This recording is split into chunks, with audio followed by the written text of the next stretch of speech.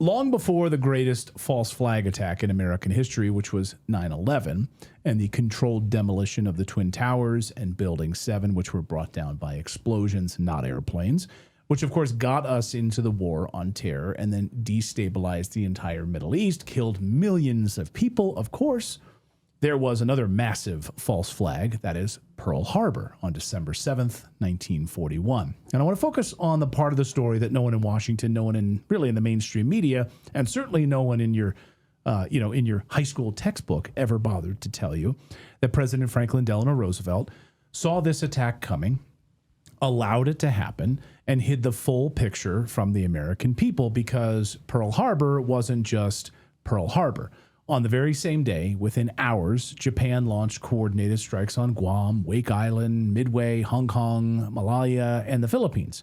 But Roosevelt, during his address to the nation, made a deliberate choice to tell the American public only about Pearl Harbor. Why? My son asked this question the other day as he was learning about Pearl Harbor in school. Dad, like, why would FDR only tell people about what happened in Hawaii? Because FDR needed one clean cinematic moment to drag a deeply anti-war American population into World War II. Americans were vehemently opposed to joining another war. That's why, by late 1941, Roosevelt was boxed in. America was overwhelmingly opposed to entering another European war. Congress wouldn't declare war. Roosevelt's advisors told him a direct attack was the only thing that could actually politically force the country's hand. In fact, what most people don't even know is that in October of 1940, Commander Arthur H. McCullum sent a memo to two of Roosevelt's most trusted military advisors, and it laid out 8 steps that he said would cause Japan to attack the United States. We only know about this thanks to FOIA requests that brought these documents to light years ago. Now, among these points he makes in this 8-step, you have to read all of these for yourself. They're all available online. I highly encourage you to read these. When I read these a couple of years ago, I was stunned by them. You shouldn't be, though. But among the points that he makes, that if the United States started using British and Dutch bases to help the Chinese, that would be very bad. If we sent heavy cruisers, keep it on this page if you would, Philip, because I want to really highlight the bottom last sentence there. If we sent cruisers near Japan, that would be bad, right? This would all be a catalyst to be attacked by Japan. But the one that stands out the most is to keep the bulk of our U.S. Navy fleet in the Hawaiian Islands like sitting ducks. That would be bad. That would be the perfect catalyst. And boom. So FDR jumped at that idea. What's even more amazing is that the State Department at the time told Americans to get out of the Far East because of the impending conflict. And if you look at the bottom part of that page, it says, if by these means Japan could be led to commit an overt act of war, so much the better, A.H. McCullum writes. That's what's highlighted there in red at the bottom of the page. So admitting that, whoops, well, if they should use any of these as a catalyst, it could be an overt act of war, and what are we going to do about it? Get into war, of course. So what's amazing to me is that FDR, almost immediately after this 8-point report came out, told State Department employees and other Americans they were given the heads up. Get out of the Far East. Come home now before the shooting starts. So they knew it was coming.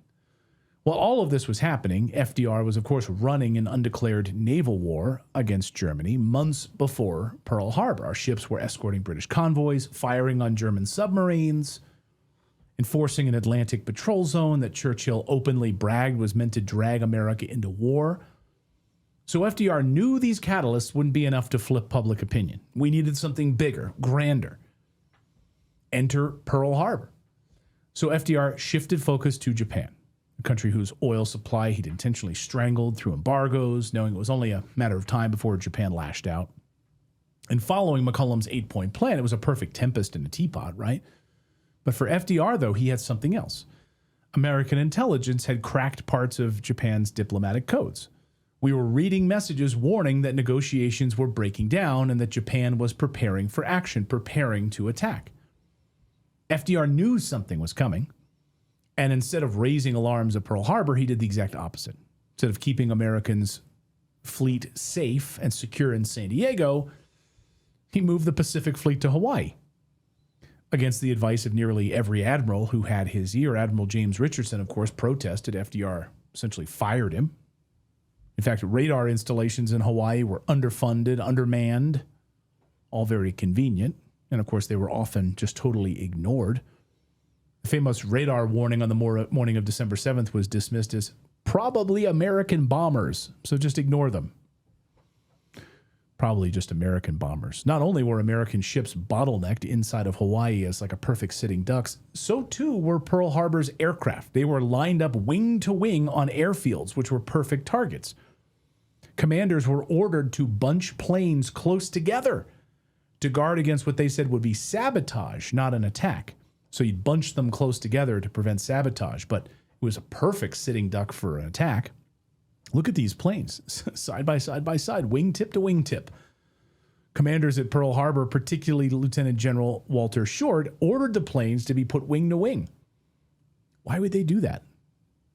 When we know FDR's War Department had already intercepted Japan's 14-part message that signaled they were going to come and bomb Hawaii. So we already knew what their intentions were. So instead of preparing for it, we did the opposite. We just went to sleep. It was meant for the attack to be as big and as impressive as possible, right? So FDR could enter this war. And here's the part that always gets edited out of like the classroom version of this. Pearl Harbor was not an isolated attack. It was a coordinated sort of empire-wide operation across the Pacific. Japan struck the Philippines, Guam, Wake Island, Hong Kong, Malaya, British Borneo, Midway. And here's what Roosevelt did.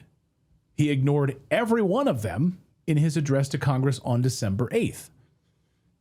He framed the war as Pearl Harbor and Pearl Harbor alone. In fact, if I'm not mistaken, in his original speech draft, it mentioned the Philippines, it mentioned Guam, and those were crossed out in favor of this. Watch.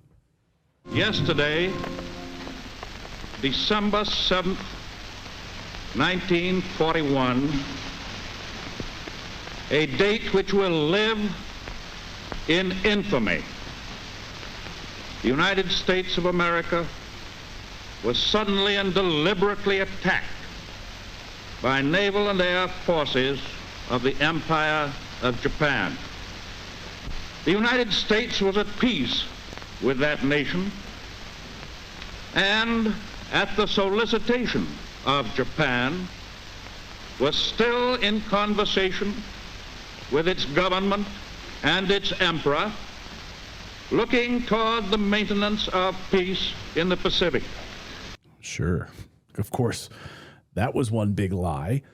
If he told Americans that Guam and the Philippines were falling at the same time that Pearl Harbor was burning, the public might ask, hey, wait, why weren't we warned by this? Why weren't those islands reinforced? Why were our men abandoned? All of that. Roosevelt couldn't risk those questions. Oh, it was a big, broader attack? No, it was just about us. It was just about Pearl Harbor. So he sanitized the story. Pearl Harbor became the chosen trauma. Everything else was buried, of course, but Americans were struck, killed, or wounded in those other areas, including Natalie's own grandfather, who was stationed from Hawaii into the Philippines at the time. Here he is. Looks a lot like her, doesn't it? He was hit by Japanese torpedoes. He even received a card as a torpedoed seaman, showing the identification of being torpedoed by the Japanese in the Philippines. But of course, this was kept from the Americans because Roosevelt got what he needed. And also, Natalie's grandmother was on Pearl Harbor, worked at the base. And she was a nurse, separate from that facility at the time of the bombing. So Americans were used as cannon fodder at the time. So what Roosevelt needed, of course, was a united country, a mobilized military, and a war declaration that Congress would never have passed otherwise. But the cost was thousands of American lives, many of which could have been saved. And that's not, of course, at all to denigrate those brave men and women who died that day and who fought bravely on Pearl Harbor. They didn't know what their government had put them up to. They were there trying to defend and save those ships, save those aircraft, save their fallen brothers who were hit by the Japanese. But they were being used as cannon fodder by a government who wanted us desperately to enter World War II. And of course, that our country never was the same since. And false flags have become very, very important to the United States. Of course, this is just one of many. But I don't think Pearl Harbor gets the attention it deserves when you have big false flags like 9/11, and you have the USS Liberty and other major attacks on the United States. But arguably, this is probably the biggest of all up until 9/11. So I'd love to hear your thoughts on this in the comments below. And thank you so much for subscribing and being a part of our community here. I really appreciate it.